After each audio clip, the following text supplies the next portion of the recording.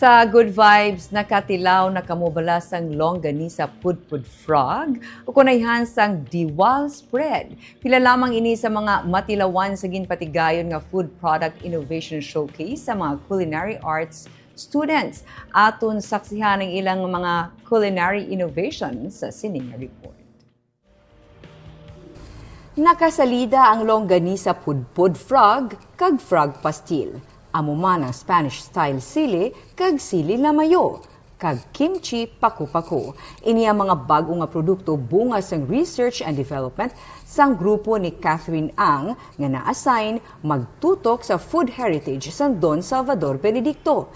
Kilala man ang DSB sa mga cafe sini, patag niya, luyag nila nga matukiban sa mga nagabisita sa Banwa nga madamo pagid sa produkto nga sarang matanyag ang DSB para sa ila.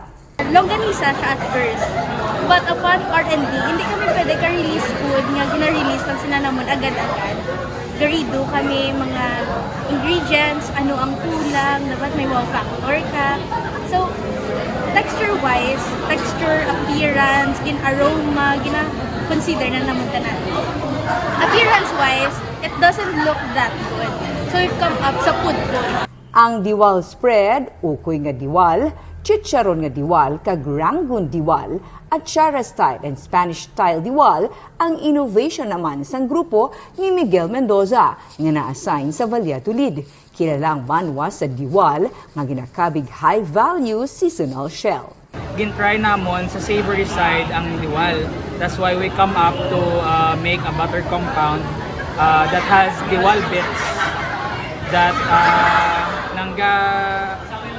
ga-combine siya sa bread para do kung sa Valladolid mga mga tao may tinapay lang sila kag diwal spread if season na sila. Ang papisik naman isa kasahay isang pagluto nga kilala sa Cabancalan City kung sa diin nabutang sa sulod sang pot ang manok kag ini ang ginapisikan sang asin.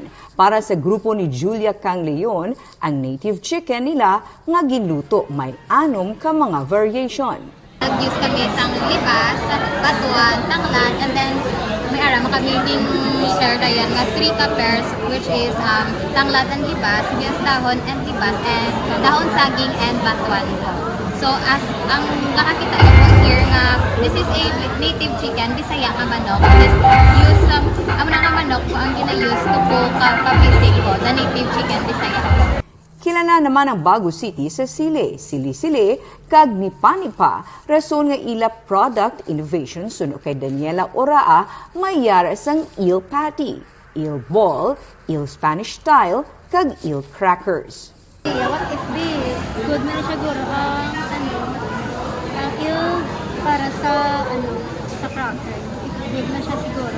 You think though it's another naman? Another product na siya. Pero may na kami na naka-develop. Hindi siya pero fish na niya.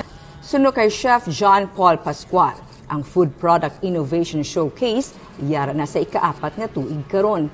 Mga third-year hospitality management students sila sa La Consolacion College Bacolod nga nagapakigbahin diri. Kag bilang kabahin sa research and development, may food tasting nga ginapatigayon kung sa diin mismo ang mga estudyante sa iban nga mga eskwelahan ang naga-evaluate sa dig sa naset nga criteria. To teach the student not just cooking, but we want them to know how traditional foods, especially here in Negros, and how to sustain it to help the regions. Like food mapping ang ginagawa namin because we really wanted to dig in deeper in the region na medyo nakakalimutan na.